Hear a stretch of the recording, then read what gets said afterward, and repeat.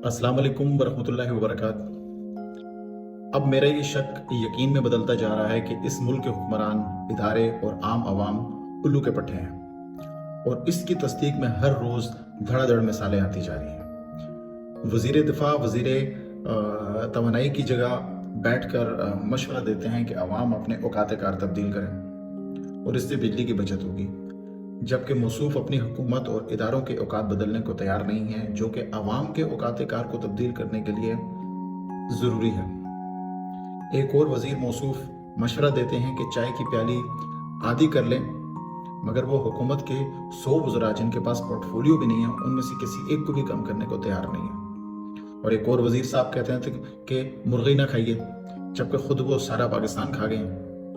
वज़ीर दिफा का कहना यह था कि 8 बजे दुकानें बंद करने से 50 से 60 अरब की बचत होगी, मगर 500 से 600 अरब की बचत, जो कि जाली पेंशन, जाली बिजली के बिल, गैस और दूसरी चीज़ों के ऊपर दी जाने वाली सब्सिडी, लाइन लॉसेस की मद में कम की जा सकती है, उसके अजाले के लिए कुछ करने को तैयार नहीं है।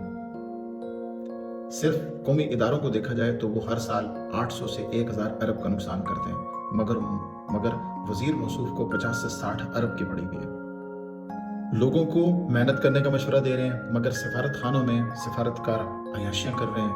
इनको ज़रा मुल्क के लिए कुछ करने की फुर्सत नहीं है।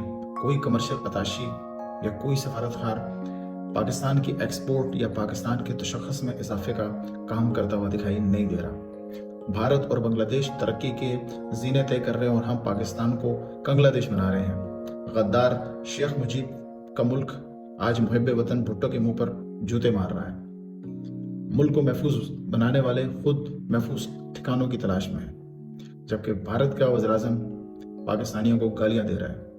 वो गालियां जो शायद कोई शख्स अपने ज़र खरीद गुलामों को भी नहीं देता, क्योंकि आप कशकोल लेके अपनी इज्जत को दुनिया में तार तार किए जा रहे हैं।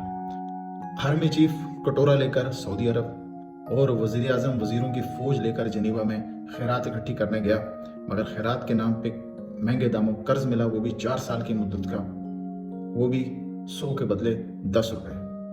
और ये सब इस मुमलकत खुदादाद के मुंह पे लानत है, मगर चूंकि लोग उल्लू के पट्टे हैं, इसलिए उनको इस बात का इदराक नहीं है। हम किताबों में भारत और दूसरे ममालिक, बिलखुसूस अमेरिका को दुश्मन करार देते हैं, मगर हमारे अपने मोहसिन पैसे लेकर अवाम का कत्लेआम करते रहे।